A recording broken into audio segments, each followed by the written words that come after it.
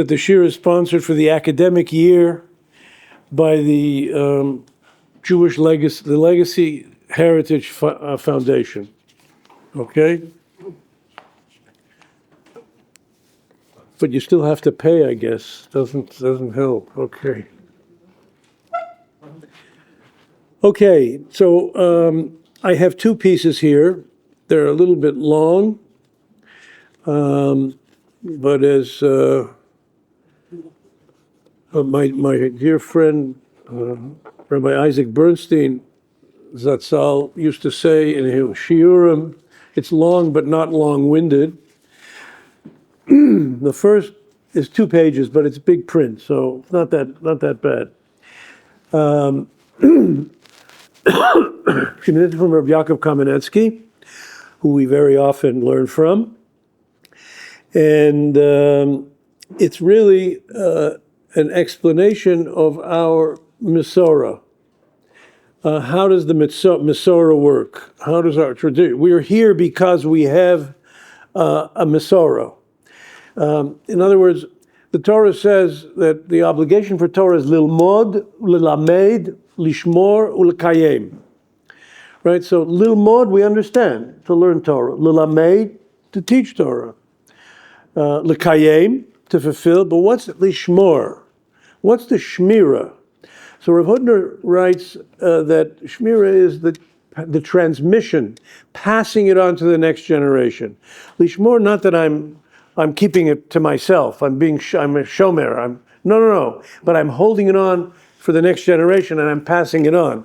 And that's really why we're here, because Masorah is at the heart of Netzach Yisrael. Okay, so this is the season of learning Pirkei Avot, and at the beginning of Pirkei Avot, we have the Masorah, right? At the beginning of Pirkei, there's a whole list of the Moshe Kibel Torah Misinai, uMasorah LiYoshua. He received the Torah at Har Sinai. He passed it to Yoshua. Yeshua to the Nevi'im, the prophet, Nevi'im L'Zakenim, Zakenim Anshe Knesset Hagdolah, and then the listing all the individual rabbis who led the generations throughout the early part of Jewish history. Why, by the way, is that there's 60 tractates to the Talmud? So why is the Masorah, this traditional, the link of the Masorah, listed in Pirkei Avot?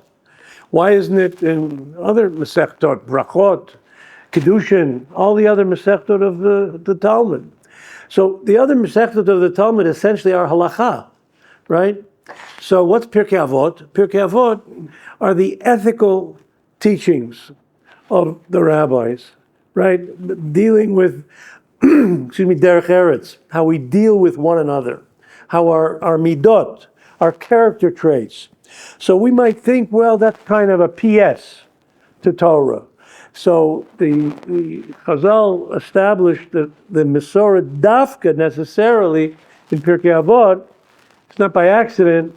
It's to tell us that no, this is equal level playing field between halakha and how we deal with each other, and our midot, our character traits. Okay, so now Rabbi Yaakov is going to home in on something very specific. So the pasuk says, "Vayomer." This is not in our parsha, by the way. This is in our parsha, right? It is in our parsha. Vayomer le Moshe imdu ve'eshma. Now, what's this? Stand here, and I'll get right back to you. Right? So this is also a portion of the Torah that we're not going to deal with the actual the portion of what was going on here.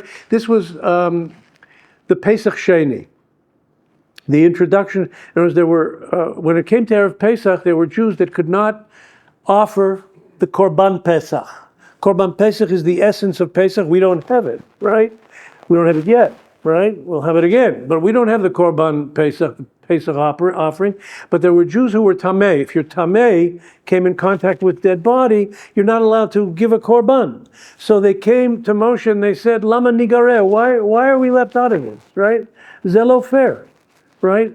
So what can you do for us? So Moshe said, stay here, I'll get right back to you. I'm going to speak to HaKadosh Baruch Hu, right? So what he came back with was the Pesach Sheni. There is a thing on the calendar called Pesach Sheni. You're familiar with it, right? What for those people who were Tameh, they brought a Korban Pesach on Pesach Sheni a month later, right? How do we celebrate Pesach Sheni today? Well, we don't say Tachanun in the morning. If you go to shul in the morning, we don't say Tachanun, which if it's on a Monday or a Thursday, I guess you could say it's a bonus. It's a long Tachanun, right? Somebody once said, tongue in cheek, that a non-Jew, a goy, doesn't know what Simcha is. Doesn't know what Simcha is. Simcha is coming to shul on a Monday or a Thursday, and it's Pesach Sheni, and you don't have to say the long Tachanun, right? Okay, tongue in cheek, right? I'm going to have to take this out of the video. Okay, so that's the story. That's what so now what he's going to focus on is that Moshe had a unique ability that nobody ever had after Moshe Rabbeinu, just to speak directly to the Ribono Shel Olam without any preparation, right? So, Pirush Rashi. Rashi explains on this pasuk in our Torah, Amar lehem, amdu v'eshma. Stay here and listen. Ketalmid hamuftach lishmoa mipi rabo. Like a student who knows that he's going to get the answer from his Rebbe, his teacher. Ashrei yelud isha, Rashi says. Ashrei yelud isha. Happy is this human being born of a woman, right? Moshe. Shekach muftach, that he has this guarantee. Shekol zman shaya rotzeh, anytime he wanted to, hayemedaber im hashchina. He could speak directly to the Ribono Shel Olam. That's not the way it was with other prophets. They had to get into a prophetic trance. They had to be besimcha. There were all kinds of qualifications for a Navi to receive a transmission, and it was usually in the nighttime, it was a vision, but Moshe had it directly, right? Nira shekan bi'era lanu TORAH et ha'havdel ha'yesodi sheben Moshe uben shar ha'nevi'im. It is clear that the Torah here is drawing a line between the prophecy of Moshe Rabbeinu and the prophecy of every other prophet. And by the way, this is something that we say every day at the end of Shachrit. So we can't get away from davening yet. A lot of people don't say this, right? It's a minhag.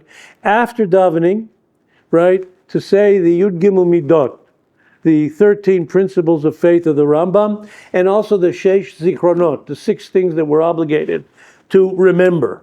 Right? The Exodus from Egypt. One of them, by the way, is in this week's Parsha. Remember what happened to Miriam, right? Which we're going to get to. We're going to eventually get to Miriam later with Rav Hutner.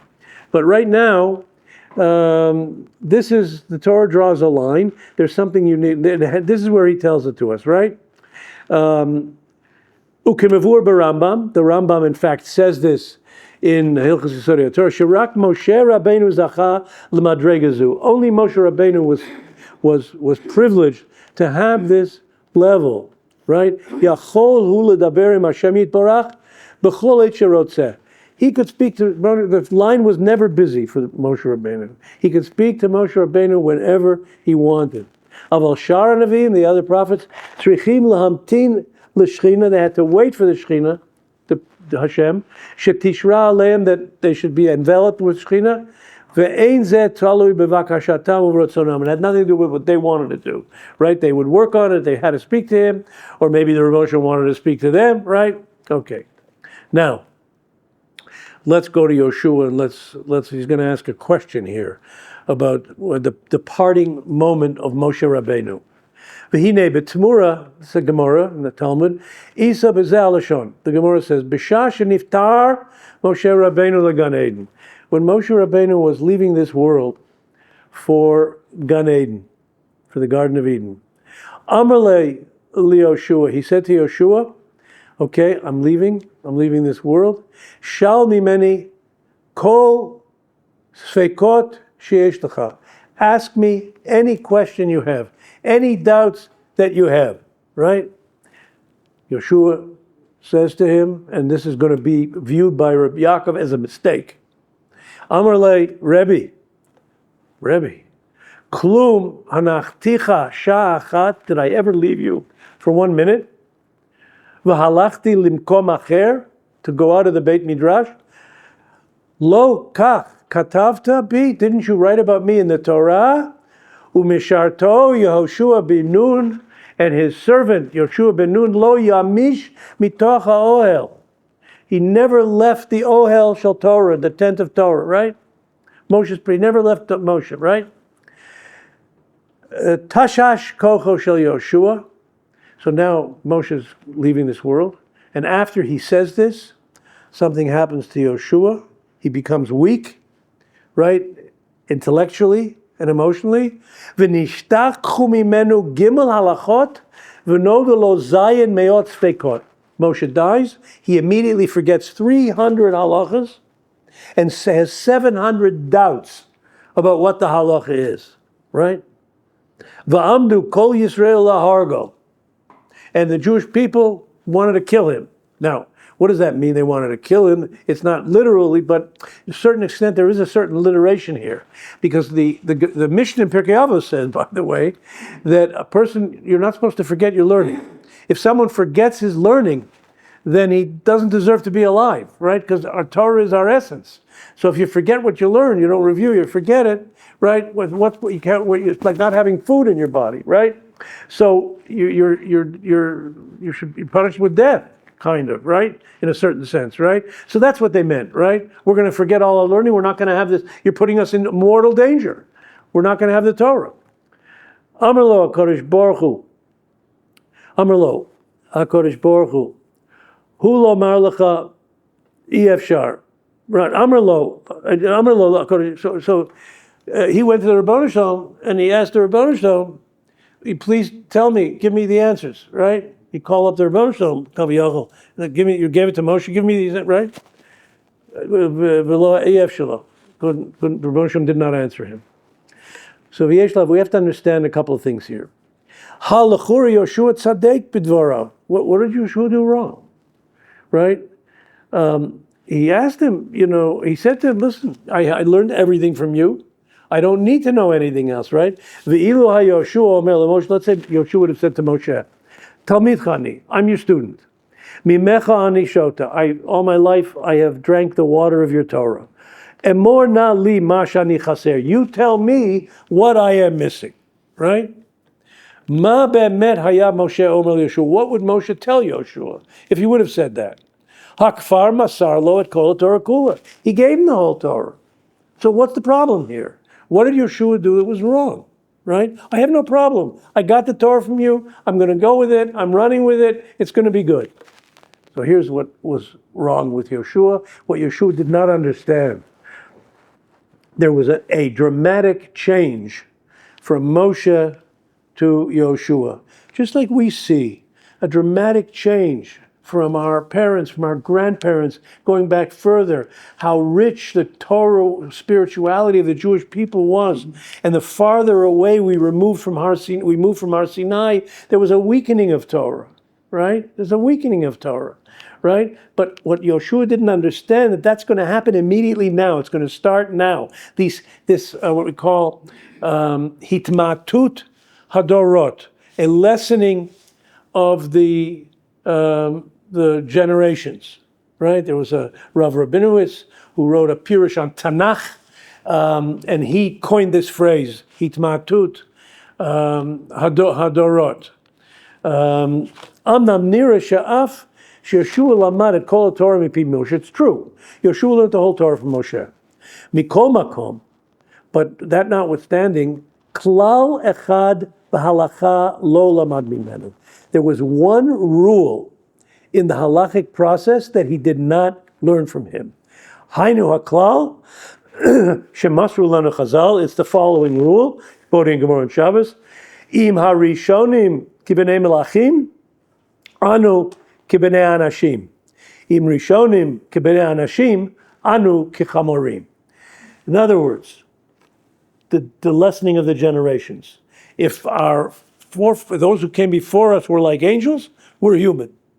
If the ones who came before us like human, we're animals, right?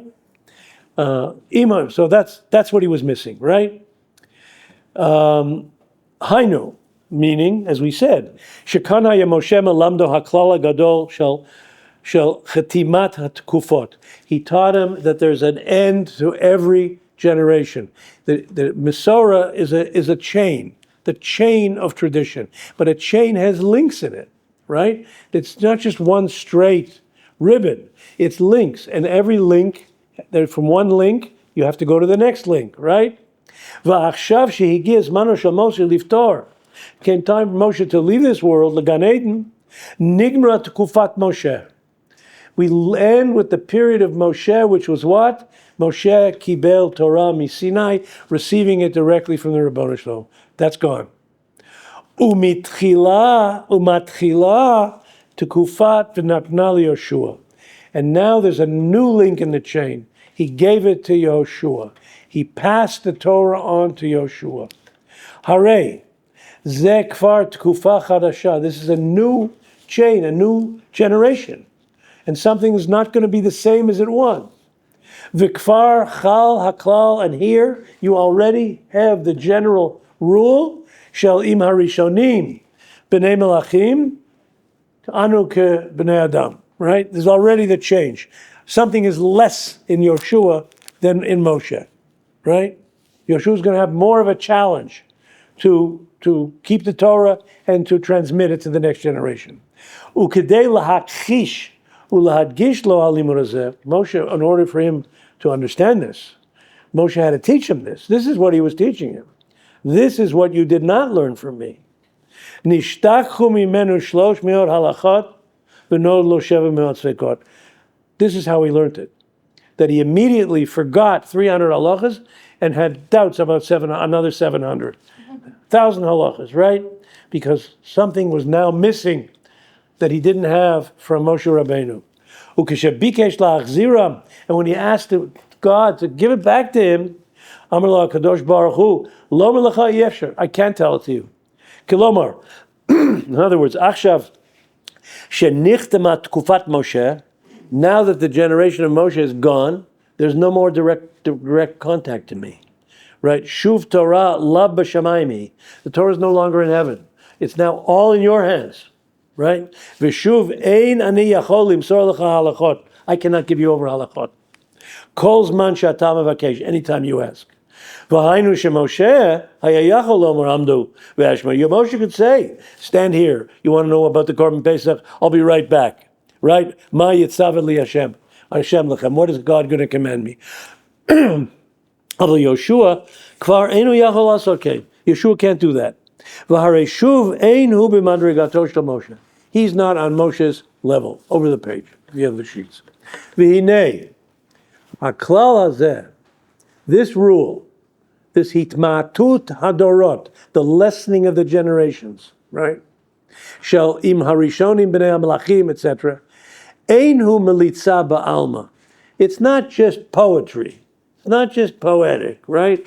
Ela kol yesodot psikat halacha nivanim alav. Every psak halacha is built on this, right? We see today. Let's fast forward to our time. There's a whole thing now, AI, right?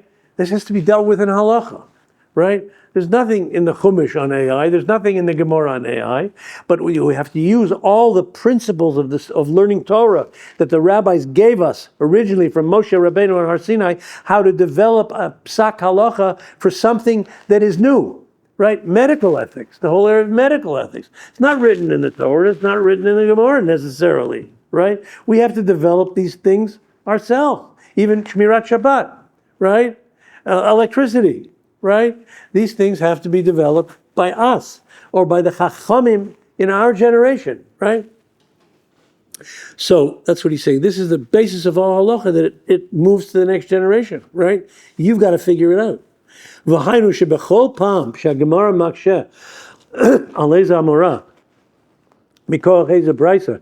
Whenever a rabbi in the Talmud asked a question on a rabbi in the Mishnah's earlier than the rabbi in the Talmud, Zeu rak mishum haklal hazeh, because he doesn't understand, right? The rabbi in the Gemara is asking about something in the Mishnah. That means he already doesn't understand something from the Mishnah, the previous generation, like from Moshe to Yeshua, right?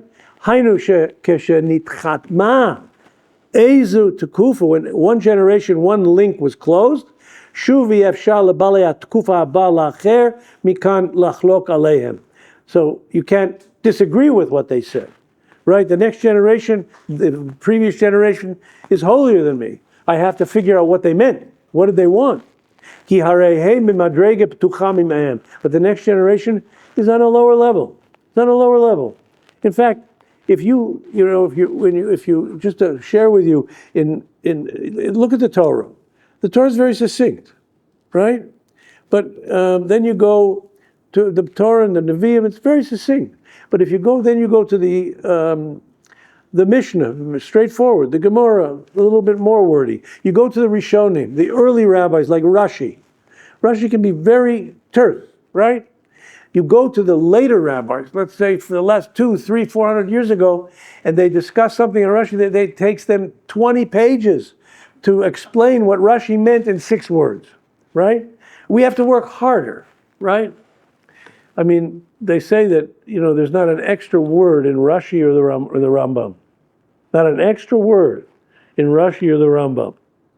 I'll give you an example in the Rambam.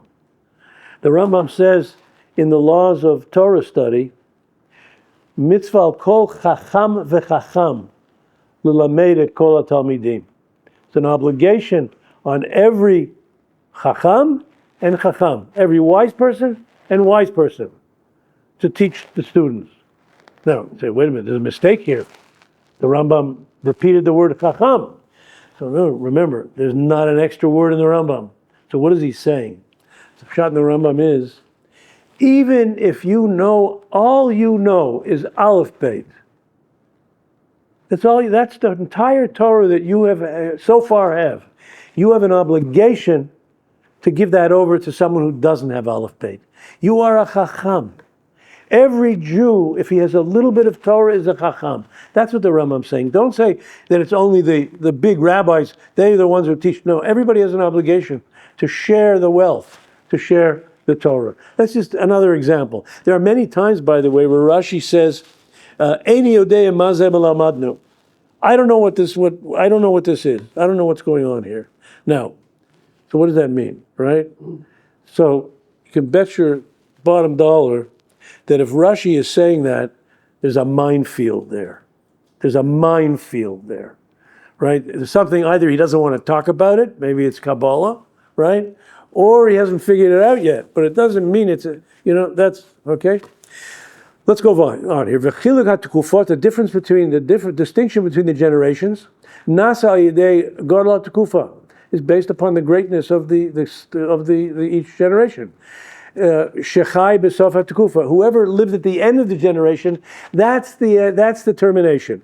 V'asaf v'kibeitz et kol halachot shenitchadshu. So the rabbis who lived at the end of that link, they have now everything from that particular link and everything from before. V'nemru b'tekufahi. V'zeh ma shemoser lanu hatana b'reish avot. And this is what the Tana at the beginning of Pirkei Avot, this is what the Tana teaches us. Sheyeshna tekufat Moshe kibel Torah misinai, v'Yoshua, each one has their own unique link. Yoshua, Zakenim, Nevi'im, Anshe Knesset Agdola, etc. V'achar kach yeshna tekufat Tanaim v'Amoraim. Then you have the authors of the Mishnah, the authors of the Talmud, Gaonim, the period of Gaonim, right? The 800s, right? The Gaonim, the Rishonim, and the Rishonim, which starts around the 1000 and 1100, right? The Achronim that came later, around 1400, right? And the later Achronim, which up until today. Ad Chatimat HaShulchan Aruch, until the closing of the Shulchan Aruch. Once the Shulchan Aruch was closed, every halacha in there, that's the halacha, right? We have to go by what's in there. There's a problem. There's a lot of things we don't understand there. That's why we have, contemporary poskim, maybe a little things. A contemporary poskim, like the Mishnah Berurah, right? The Chavetz Chaim, right? The Chavetz Chaim elucidates for us what the Shulchan Aruch is saying. It might, because maybe for us it's like clear as mud. The Mishnah Berurah has to clarify for us, right? Ki kibutz halachat morel sofa tekufa. But that's the end of each generation. Ulechein, therefore, gemar tekufat Moshe, the conclusion of Moshe's link, Huim Chatimat HaChumash. That was the end of the Chumash. Thank you very much. Thank you. Okay.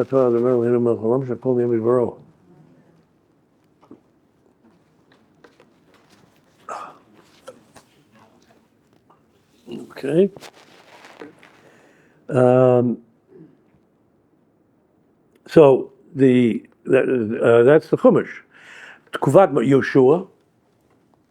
The link of Yoshua was with the end of Sefer Yoshua. V'nigmeret Sefer Yoshua. When Yeshua utkvat Zakenim, the Zakenim shehem Hashoftim, the Zakenim were the Shoftim. Nigmeret Sefer Shoftim at the end of Sefer Shoftim. Ulechen katav Shmuel Sefer Zeh levad v'lo chibru. Okay. V'zeu kvar tkvat Hanavim, the end of the prophets, etc., etc. Ubenekuda zu TORAH Yoshua. This is what Yoshua went over Yoshua's head. I've learned everything from you. Rebbe, you don't have to worry about it. I've got it all. I've got it, right? Kihu Savar, he thought, Shemikivan Shehu Mash Me'olo Shal Moshe, because he was with his Rebbe Moshe all the time. V'lamed Meno Kol Torah, and he learned the whole Torah from him. Im Kain, therefore, Shuv Ein Chiluk Beino Levein Moshe. There's no difference in him and Moshe. I got it. You can pass it on to me, and I'll be just like you. Ulechein Chishev She'ein Lo Shuv Ma Lishmo Moshe. There's nothing else to hear from you. Ulechein Nishtachu Mimenu Halachot. Therefore, he forgot halachos immediately. Ukeshabo Lahachziram, and when he wanted to remember them, Amar Lo Kodesh Baruch Hu, Lomer Lecha Yevshar, I can't tell you. Glomer, in other words, Kfar Nigmar Mitkufat Azot Shall Imdu V'Yishma. That generation is gone. What Moshe could do, you cannot do, right? Shuv Ein Lecha Breira Acheret. What do you have to do?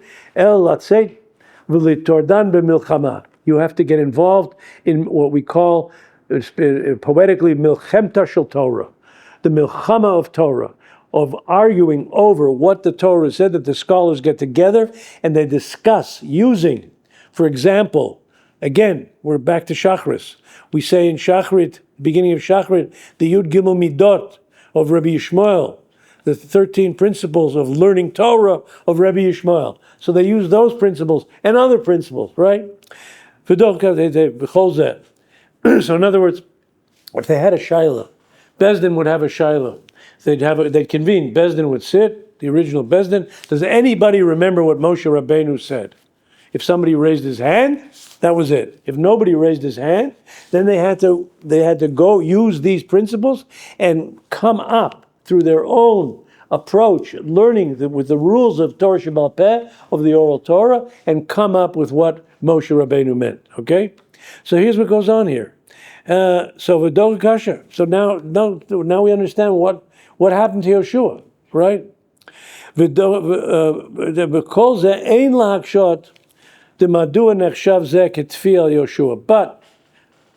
this is not a critique of Yoshua. You can't be critical of Yoshua for this. How is he supposed to know this? There was only him and Moshe, right? He's learning everything from Moshe. How is he supposed to know this? What was wrong with his answer to Moshe? You've taught me everything, right? The Bira Davarhu Kemoshe Matzinu B'Mesechet Chagiga, based on another Talmud, but Chagiga Maisa Rabbi Yochanan ben Bava Rabbi Elazar ben Chisma, story about two rabbis. Shahalchu Lakbel Pnei Rabbi Yoshua B'Pikin. They went to visit their Rebbe, Rabbi Yeshua, in a certain place. Amarle, Ma Chidush Hayev B'Beit Medrash Hayom. Tell me a chiddush from the Beis Medrash. What was discussed in Yeshiva today? Tell me something newsworthy from what was discussed. What was developed today in the Beis Medrash? Amarlo Talmidecha Anu. Rebbe, we're your Talmidim. We're your students. Mimecha Anu Shotim. We drink from your water, from your Torah. Amarle said to them, Afal Pikein. That notwithstanding, Ef Shar LeBeit Midrash Below Chidush. Even your Beit Midrash, which is going to be the next generation, you have to have a chiddush. You have to come up with something creative, based on, not something new, not a reformation, but something based on the principles and carrying it in to the next generation. Harei sheroim anachnu, we see sheyesh ezedin shel kavod harav. There's such a thing as kavod harav, honor to the Rebbe. Lomar lo shetalmidecha anu. We're your students. V'ata b'vadai yodea ma anu chaserim. You know what we're missing, right? What are you asking us? What was the kiddush in the Beis Medrash? Ukemokein hacha. Same thing here. Hayel Yoshua not Lamoshe should have answered him. Talmid Chani, I'm your Talmud. V'ata b'vada yodea ma'ani chaser. You know what I'm lacking. Va'az haya Moshe melamed oto et haklal zeh. And he would teach him this rule. Elami kivan shelo asa Yeshua kain. Yeshua didn't put it that way. Az hutzrach HaKadosh Baruch Hu lelamed oto. God was forced. He forced Kaviyachol, the Rebbeinu Shalom's hand. Es haklal hazeh al yedei shenishtachu mimenu gimel meod halachot ad sheratzu b'nei Yisrael orgu. So that's the idea of what went on here. Very dramatic moment in the beginning of the process of transmitting Torah Moshe to Yeshua and the rest of the Jewish people. Okay, now I mentioned before. We can wait after because it's on recording. So okay, is that okay? Good. So remember what you want to ask, though. Okay. So we mentioned earlier that one of the 6 zechirot that we're supposed to remember every day, one is what happened on Har Sinai, what destroy Amalek, what Amalek wanted to do to us, right? Worshipping the golden calf. We have to remember certain very big points in history, right? Remember the Exodus from Egypt. One of them is remember the mice of Miriam. Remember what happened to Miriam, right? Miriam was punished with leprosy. Why? Because Miriam spoke Lashon Hara about her brother Moshe Rabbeinu. What was the Lashon Hara that he spoke? He overheard from TORAH in a conversation with his sister-in-law that Tzipporah was saying something about, if we all have to go up the mountain, people are not going to be able to live with if God's going to speak to all of the Jewish people, they won't be able to live with their wives and husbands. But what does that mean? She said, what do you mean? He said, no, but Moshe Rabbeinu, from the day that he was speaking to the Rebbeinu Shalom, we don't live together as husband and wife, right? So Miriam thought this was a horrible thing, right? This is a horrible thing. And she told it over to Aaron. What's going to work? That'll be the end of Klal Yisrael. There'll be no children. This is what you have to be on such a level, and there'll be no children. So this was her Lashon Hara. And the Rebbeinu Shalom comes back at him, at Miriam and Aaron, and he yells at them, and he says, like, how could you speak about Moshe this way? Moshe, who I spoke to panim el panim, face to face. Doesn't mean literally, but right. He always he saw me. He saw the back of the Rashi says, and he's my neman who anav mikol adam. There's no one ever in this world like Moshe Rabbeinu. He was anav mikol adam. He was the humblest person in the world. He was the most neman, the most truthful, the person that existed in this world. How could you speak Lashon Hara on him, right? So what Rav Hutner is going to deal with here, and we're not going to get there till the end, is what's he saying to Miriam? Is that the only reason you shouldn't have spoken Lashon Hara because he was a great person? You mean if someone's not a great person and you spoke Lashon Hara, it's lesser of a crime? What's the big deal because he was such a great person? How could you speak Lashon Hara? How could you say this, right? And if he was a lesser person, you could speak Lashon Hara. That's the question that Rav Hutner is going to deal with. Okay, so try to remember the question because we got to go through a little bit here to get there. So first, he starts off by saying, quoting a pasuk, "B'tzedek tishpot amitecha." You have to judge every Jew with righteousness, right? Now this is of course an exhortation to Beit Din, right? Because really, in a certain sense, we are not allowed to judge anybody, right? The only license that a Jew has to another Jew is to love him, right? V'ahavta l'recha kamocha, right? It says, Al tadin, in Pirkei Avot, again, we're in the season. Al tadin et chavercha ad shetagil imkomo. Do not judge a person until you are in his shoes, right? So what does that mean? I can judge him if I'm in his shoes. No. What do we say? It's impossible to be in his shoes. I often tell the story about a lady who called me once that she met someone from the shul in the supermarket, and one of the very important families in the shul, and she walked by her with my son. She said good morning to her, and she just ignored her completely. What kind of business is this, right? So I said to the woman, you're right to be hurt, but you have to understand, you have no idea what this woman is carrying with her, and I'm not talking about her shopping cart. You have no idea what tragedies this woman is living with. So you can't judge a person, and it's impossible for you to be. Of course, this woman reached out to her and so whatever. There was a happy ending in that sense. But you can't judge a person until you're in this place, because you can never be. You never know what's going on by another person. So we don't judge, we love, right? Can't judge a person. But in terms of making a decision about whether something is Lashon Hara or not, Bezdin is dealing with it. How do you judge for something? But Tzedek Tishbot, it has to do with righteousness. Now what does that mean? The key word here is Amitecha, he says. Isa Poskim, the rabbi says, Shadiyun l'kaf zchut. There's a concept, what is this called? Have he done, another Mishnah in Pirkei Avot, have he done et kol adam l'chaf zechut? Judge every person to the side of merit, right? You can judge him to be a Rasha, you can judge him to be a tzaddik, always judge him to be a tzaddik, right? Now what does that mean, okay? So, what is that based on? Hu kefi midah amitecha. It says, tzedek tishbot amitecha. You have to judge your nation, your people, every Jew. So it depends on the Jew that is coming before Beit Din, let's say, the Jew that has to be judged. Im yesh ma'aser shel chatzi chatzi, if this is a Jew who is a 50-50 kind of a guy, right? He's a Beinoni, middle of the road guy. Nota b'shava l'schuta l'chova. Sometimes he does things, 50% he does things the right way, 50% he does averas, right? Im ha'adam hu Beinoni, he's a middle of the road guy, done in l'schut. You have to give him the benefit of the doubt. Merit, right?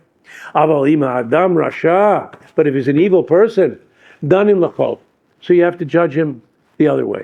Afilu im rov tzdadim notin l'schut. Even if all the proof that is brought to you is that it's his benefit, his favor, but there's things that that are coming out of this case, you cannot acquit him.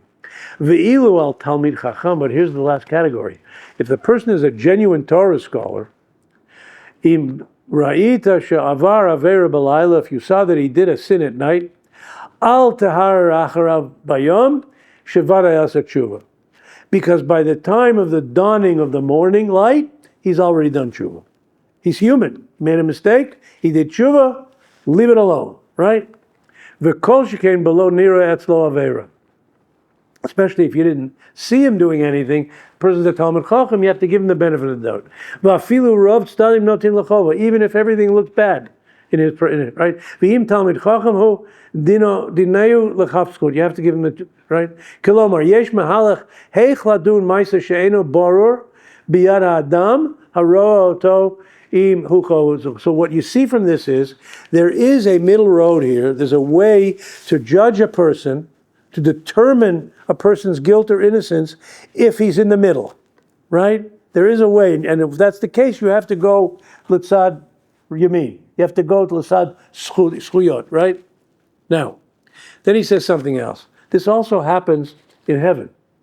Because something happens in heaven. When a Beit Din sits and judges here in this world, God lives through that judgment. Hinei. Gam b'dinei shamayim, in heaven, matzinu diun l'chaf zchut. There's also such a thing that God is judge, gives the benefit of the doubt, right? Hadan et chavero l'chaf zchut, dan in tomi shamayim l'zchut.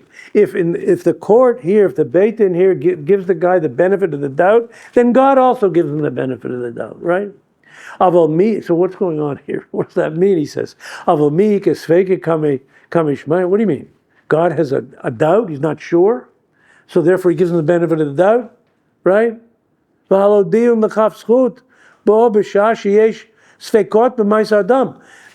him the benefit of the doubt is when you have doubts. God doesn't have any doubts. So there has to be some other equation that we're talking about as far as the Ribono Shel Olam is concerned.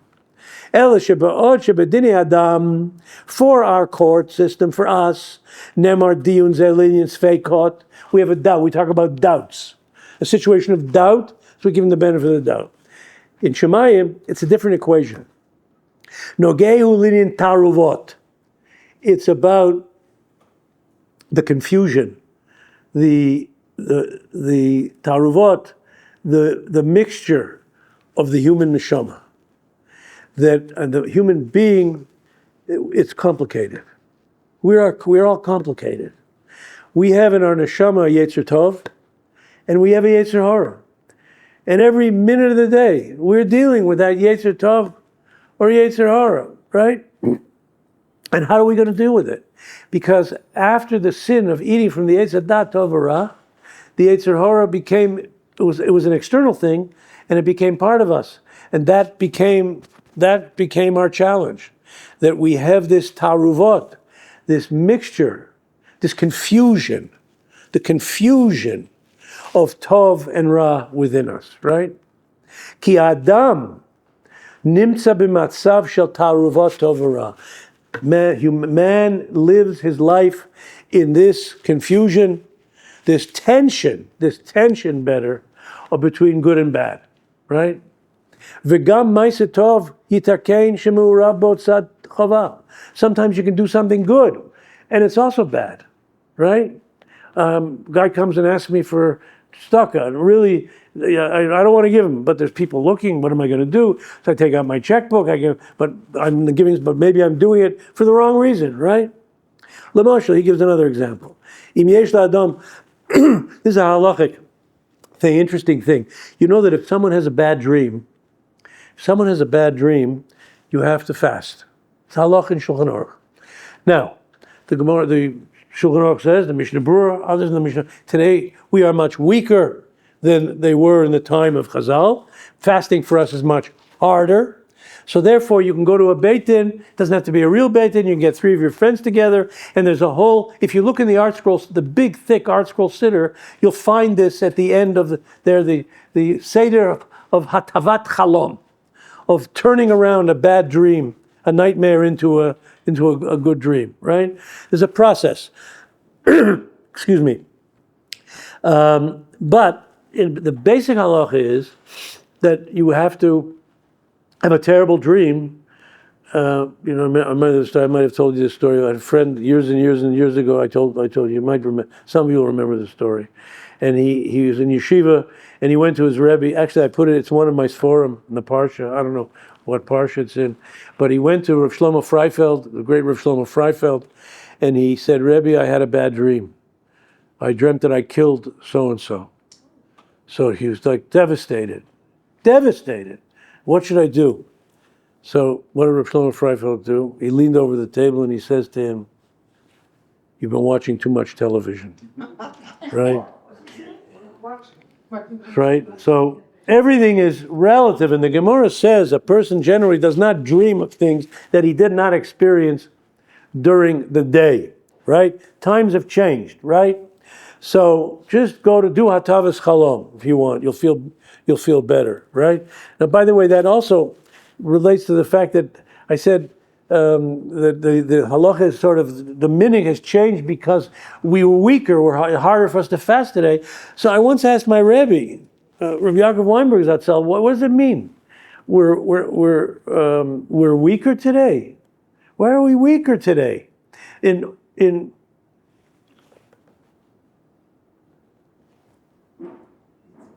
time is up? Oh boy. So he said, we have another minute, I'll close up. Okay.